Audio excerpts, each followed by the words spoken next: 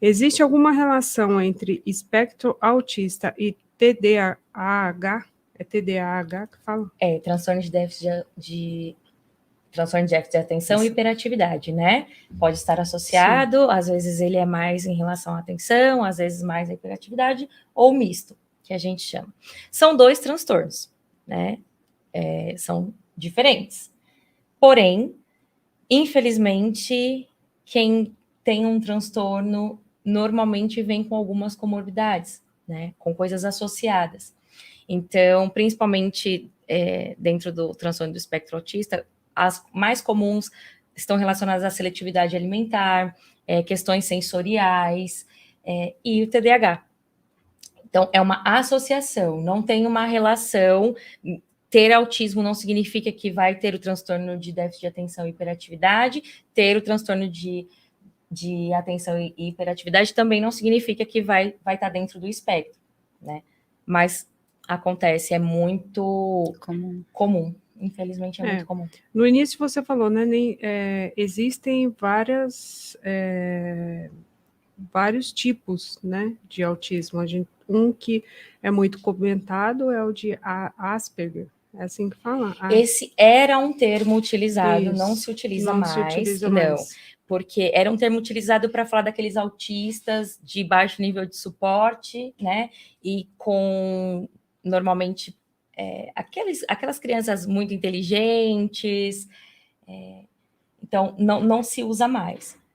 Hoje até mudou a nomenclatura, antes era os graus, era leve, moderado e severo, hoje já falamos de grau de suporte, 1, 2 e 3, então várias coisas têm mudado. Esse é um termo que não se utiliza mais, tá? Porque a criança dentro do espectro que eu falei é autismo, mas pode ser de várias maneiras e nenhum é igual ao outro, nenhum. E tem alguma diferença em relação a meninos e meninas? Muitas. Até agora é um assunto, hoje mesmo eu vi, as redes sociais estão bombando falando sobre o autismo nas mulheres e o quanto elas são capazes de maquiar isso, de camuflar. As mulheres são muito mais capazes de camuflar, por isso que na pandemia, muitas mulheres se descobriram autistas e não faziam ideia, e por conta de detalhes. Tem um caso muito interessante. De uma amiga que é uma paciente já adulta, e ela se descobriu dentro do espectro porque ela teve que ficar em casa e ela trabalhava fora. Mudança de rotina, começa aí, desestruturou muito a vida de várias pessoas e ela não suportava a máquina de lavar roupa. O barulho da máquina. Ela falou, gente, mas como assim eu não aguento? Como ela não fazia, ela não percebia. Diante disso, foi tão forte que ela foi procurar e se descobriu dentro do espectro. Então, assim, existem sim, e hoje a força aí dos estudos é de fato separar isso. Então, colocar, por exemplo, temos o autismo regressivo, o autismo até para ajudar no tratamento. Só que o tratamento é com base comportamental, né? Hoje, o que embasa aí a ciência que comprova a eficácia dos tratamentos é a análise do comportamento aplicada, a ABA. Né? Por isso que às vezes quando a gente ouve falar de algumas outras coisas, a gente fala, ai meu Deus do céu, dá até uma...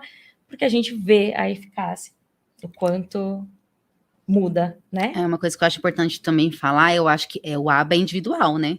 O tratamento, porque eu fico abismada com algumas coisas que eu vejo também, algumas mãezinhas postando tratamento ABA em grupo, gente, por favor, não, ABA é individual.